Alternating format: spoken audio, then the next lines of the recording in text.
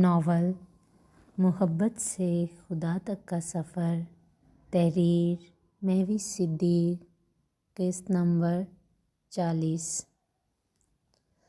Azlan کا تنفس پھول چکا تھا مگر اس کے متحرک ہاتھ رکنے کا نام ہی نہیں لے رہے تھے۔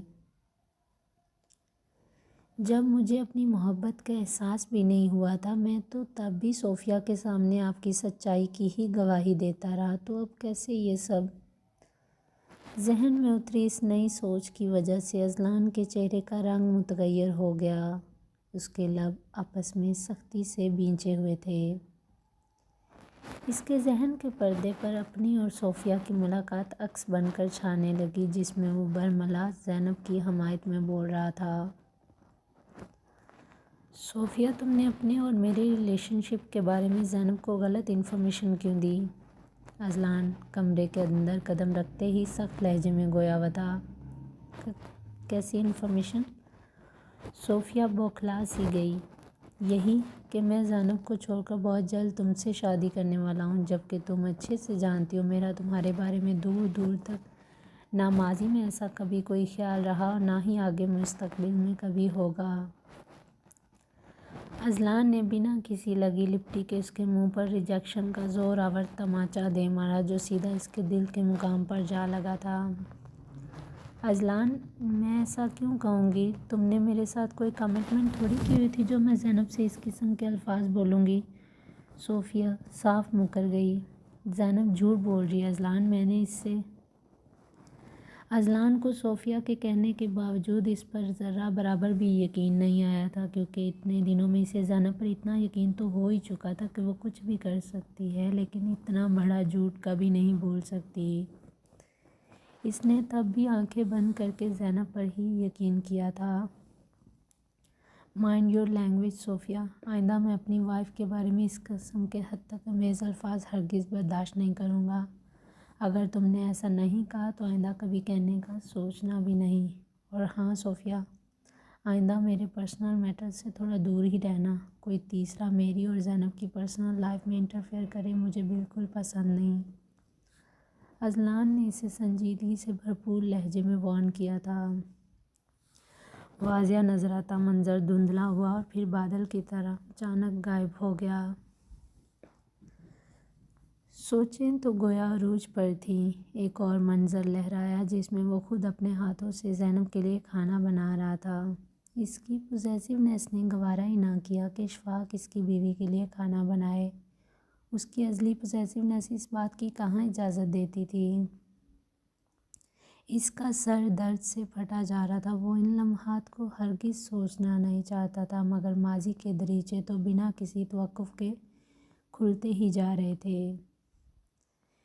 اس کے ذہن کے پردے پر اچانک وہ منظر چھا گیا جب ولید نے زینب کو سالگرہ کی مبارکباد دینے کے لیے رات 12 بجے فون کیا۔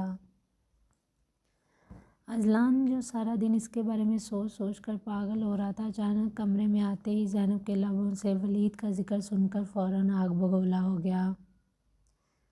ولی، اگر تم اس وقت میرے پاس ہوتے نا، تو جس طرح تم بات کر رہے ہو نا، تم نے ضرور مجھ سے کشن سے پٹ جانا تھا۔ میرا تو ابھی بھی ایسے دل چاہ رہا میں ایک کشن پکڑ کر تمہیں زور سے ماروں اور تم سیدھا نیچے گر جاؤ۔ اچھا ٹھیک ہے ولی، میں تم سے بعد میں بات کرتی ہوں، اوکے بائے۔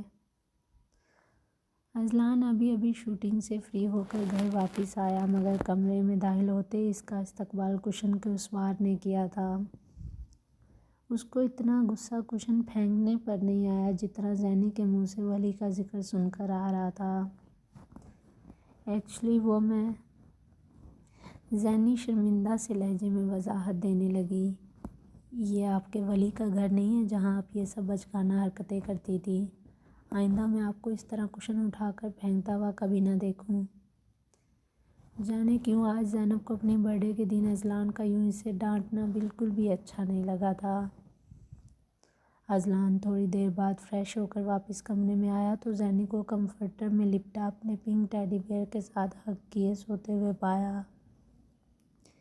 اس کے چہرے پر آنسوؤں کے چند میٹھے میٹھے سے نشانات ابھی بھی باقی تھے۔ یہ سب دیکھ کر اذلان کے دل کو کچھ ہوا، مگر وہ خود بھی نہیں جانتا تھا زینی کے منہ سے ولی کا نام سن کر آخر اسے ہو کیا جاتا، آخر کیوں نہیں برداشت کر پاتا وہ زینی کے منہ سے کسی اور کا ذکر۔ اف! اذلان کی ازلی پوزیسونیس اس دن پھر سے جاگ اٹھی۔ اگلے دن جب زینب نے انکل اور آنٹی کو تھوڑا پریشان ہوتے دیکھا تو اپنی طرف سے بات کرتے ہوئے اذلان کو اسکندر شاہ اور آسماء بیگم کی ڈانٹ سے بچا لیا۔ یہ تو صرف وہی جانتی تھی کہ وش کرنا تو بہت دور کی بات، اذلان نے تو اس کے نئے سال کا آغاز ہی اپنی ڈانٹ سے کروایا تھا۔ باہر بیٹھا اذلان اس کے اس طرح سفید جھوٹ بول کر بچا لینے پر اوپر دیکھتے ہوئے غائبانہ شکر ادا کر رہا تھا، لیکن اب اسے خود کے رویے پر شرمندگی محسوس ہو رہی تھی۔ کاش میں ان سے ایک دفعہ پوچھ تو لیتا، مگر نہیں، میرا دماغ تو ولید کا نام زینب کی زبان سے سنتے ہی آؤٹ آف کنٹرول ہو جاتا ہے۔ اذلان خود کو کوسنے میں مصروف تھا، کیونکہ وہ جانتا تھا اس کے اس رویے کی وجہ سے زینی ضرور ہرٹ ہوئی ہوگی۔ اس نے اپنی غلطی کا ازالہ کرنے کے لیے زینب کو کورئیر کے ذریعے اسپیشل گفٹ بھیجا۔ زینب وہ بلیک ڈریس ولید کا گفٹ سمجھ کر پہن بھی چکی تھی۔ اذلان نے اس کی غلط فہمی کو کلیئر بھی نہ کیا، جس کا خمیازہ انہیں ایک اور بحث کی صورت میں بھگتنا پڑا۔